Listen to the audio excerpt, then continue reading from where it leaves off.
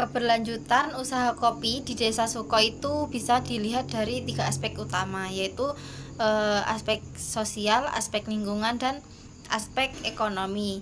Nah, ketiga aspek ini itu saling berkaitan dan sama-sama penting untuk menjaga agar usaha kopi ini tetap berjalan.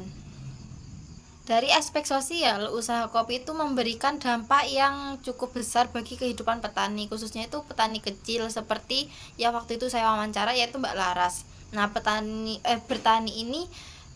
kopi ini menjadi sumber pendapatan utama keluarga dan juga membuka peluang bagi petani perempuan untuk ikut terlibat dalam kegiatan ekonomi di desa.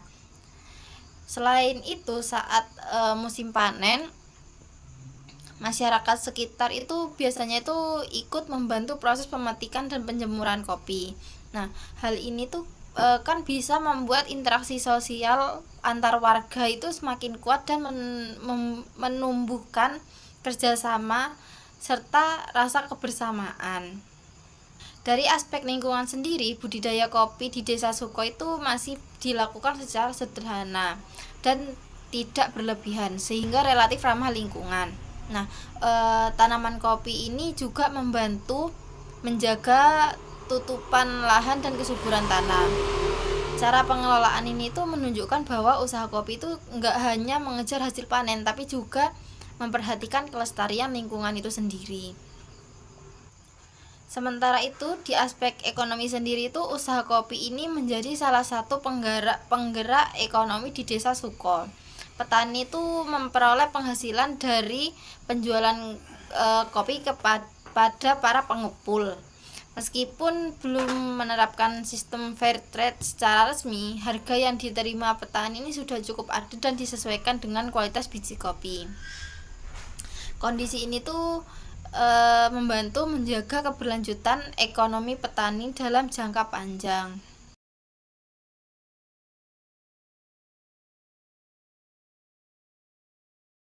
Menurut saya, manajemen itu merupakan proses mengatur dan mengarahkan seluruh sumber daya yang dimiliki oleh suatu organisasi agar tujuan yang telah ditetapkan ini dapat dicapai secara bersama-sama.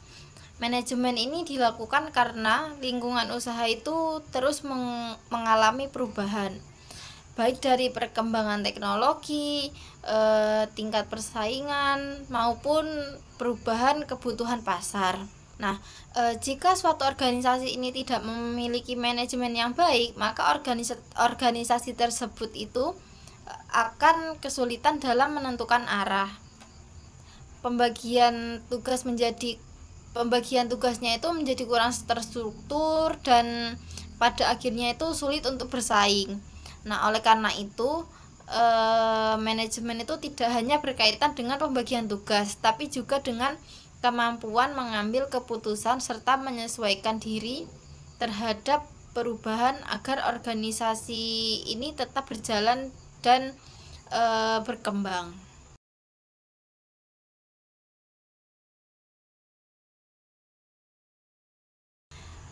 Shareholder value merupakan nilai atau manfaat yang diperoleh oleh pemilik usaha atau pihak yang memiliki kepentingan ini terhadap perusahaan itu sendiri. Nah, nilai ini tuh umumnya itu bisa dilihat dari tingkat keuntungan serta perkembangan usaha yang dicapai. Nah, tapi shareholder value itu sebaiknya itu tidak dijadikan sebagai satu-satunya tujuan utama organisasi. Misalnya itu gini, apabila organisasi ini hanya berfokus pada keuntungan pemilik, maka kepentingan pihak lain itu seperti kayak karyawan, pelanggan, atau masyarakat itu berpotensi terabaikan. Nah, oleh karena itu shareholder value itu lebih tepat dipahami sebagai hasil dari pengelolaan usaha yang baik, seimbang, dan berkelanjutan.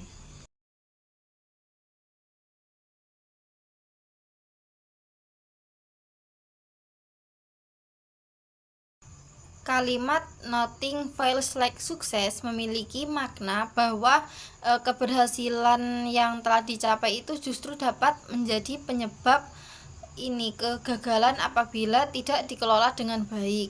Nah, keberhasilan ini sering membuat organisasi itu merasa puas dan enggan untuk melakukan sebuah perubahan. Dalam manajemen strategi sendiri, ungkapan ini tuh menjadi pengingat bahwa keberhasilan itu seharusnya itu mendorong evaluasi dan inovasi, karena organisasi ini tetap perlu menyesuaikan strategi dengan perubahan lingkungan agar tidak tertinggal dan mampu bersaing dalam jangka waktu yang panjang.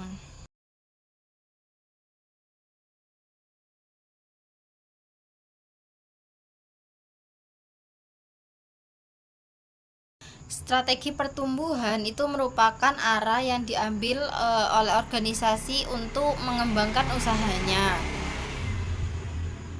Pertumbuhan itu tidak selalu berarti membesarkan usaha secara cepat, karena pertumbuhan yang tidak terencana itu justru ini dapat menimbulkan berbagai macam resiko. Nah, karena itu organisasi ini perlu memiliki sebuah strategi pertumbuhan yang sesuai dengan kondisi dan kemampuan yang dimiliki. Dengan strategi pertumbuhan yang tepat, organisasi ini dapat berkembang secara bertahap, mengurangi resiko dan menjaga keberlanjutan usaha.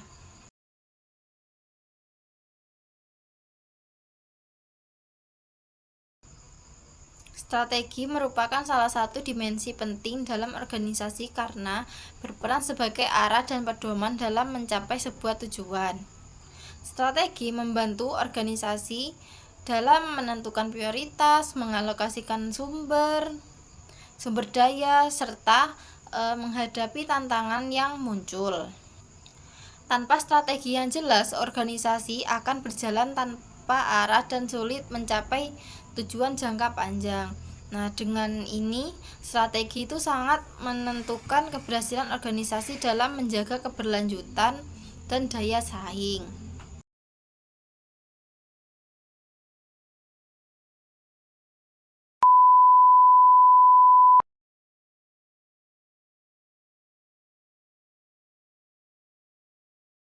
Take my place.